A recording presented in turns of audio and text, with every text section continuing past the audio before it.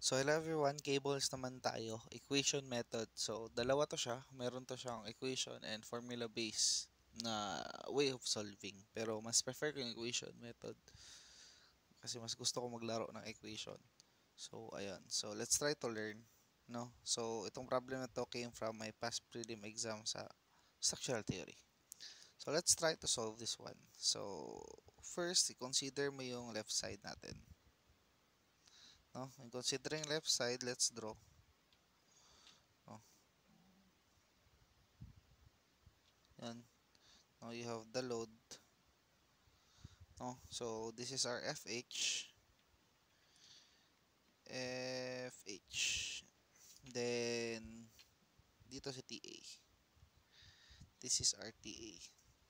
So let's try to draw an equation. Now we know that WO is equals to 10kN slash M. Diba? So let's draw equation. So summation moment tayo kay A para makuha natin si FH. So i-into FH natin ang solution ng equation ni TA at TB para magkaroon tayo ng value ni x, no? So we have one unknown na lang na isa-solve. So summation moment at A clockwise positive is equals to 0, di ba?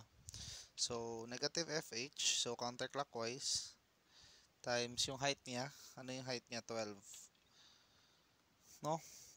Plus 10 x tapos syempre x over 2 kasi it's a uniformly distributed na load. No? Same lang yan if you're solving deflection na ganun din yung pagkuha niya.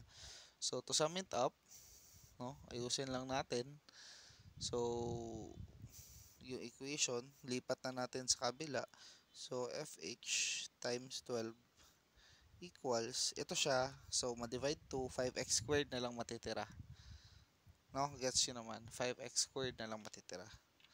So 5x squared. So para makuha natin ng value or our equation number 1, so mag-divide tayo ng 12.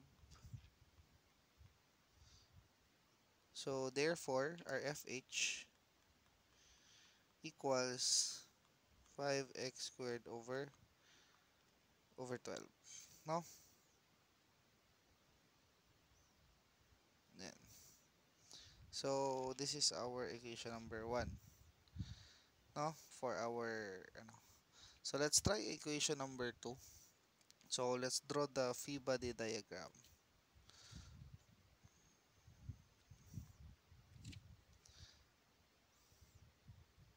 TB. So FH pa rin, syempre, in terms natin siya sa FH. Yan. Then still WO as 10 kn slash m. Tama. So now, same, ganun pa rin gawin natin. So summation moment at B clockwise positive is equals to 0, no? So FH times 6 minus 10. So ang distance naman nito, no? Kung isipin mo yung distance nito, no, ilan? What do you think? So the whole distance minus x, 'di ba? So 30 minus x. Yan yung distance niya. Kung x yung sa kabila, dito naman 30 minus x. No? So 10 times 30 minus x times x over 2 or 30 minus x over 2. No? So ayan. So for now, we have conclude na the FH na our FH kay equal siya kay 530 minus x squared over squared to over 6. No? So box natin. Yan. So this is our equation number 2. No? Natay duha ka solution. So now equate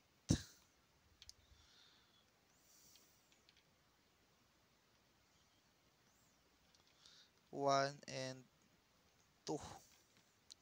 So, 5x squared over 12 is equals to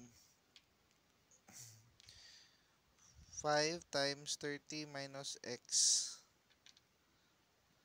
over 6. So, we'll get the value of x na what? Ano yung value ng x natin? Si x1. Ganyan. So, 17.57. No? Then, para makuha natin yung value, 30 minus x, 2, x1, para makuha natin si x2. No? So, si x2, ang 12.426 meters. So, may value na tayo ng dalawang x.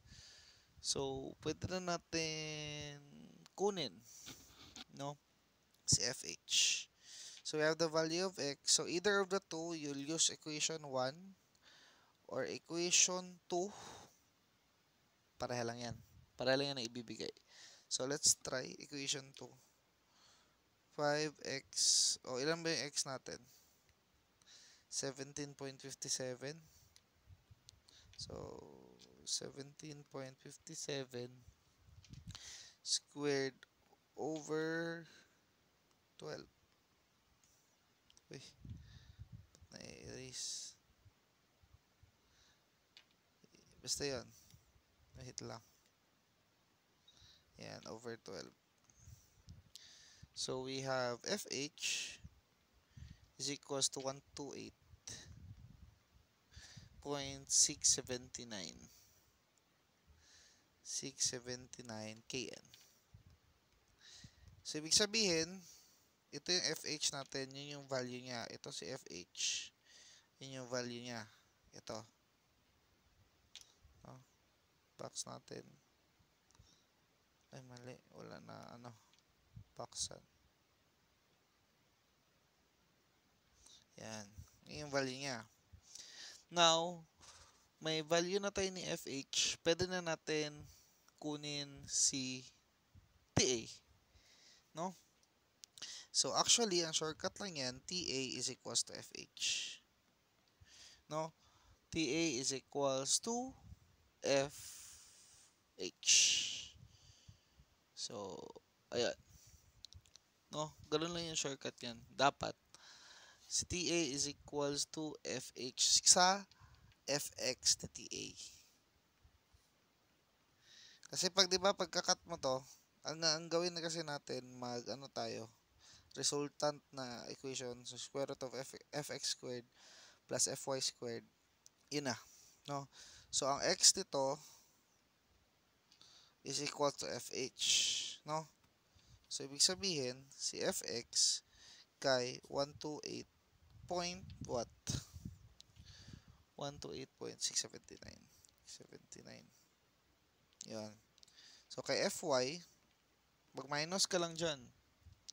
So, ang mangyari nga kay Fy is 10, but 10 yung load times yung x niya na 17.57.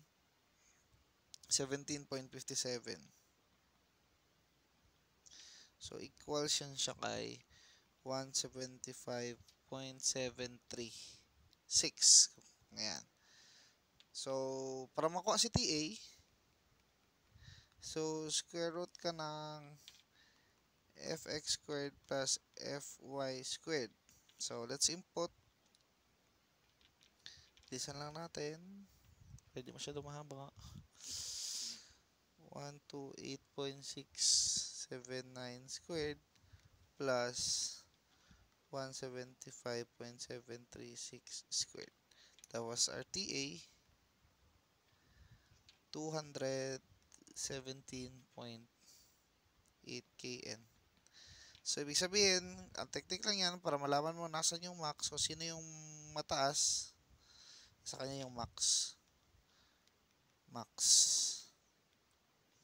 TB na naman tayo. For our TB,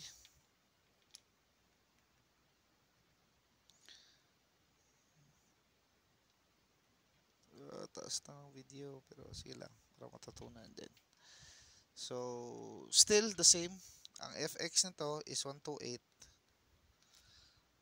So, 0.679. Fy is equals to 10 times 12.426, no? So, 124.264. So, TB is equals to square root of 128.679 squared plus 124.264 squared. Thus, our TB is equals to 178.8854 kN. And that's how to solve equation method. No? No, so yan.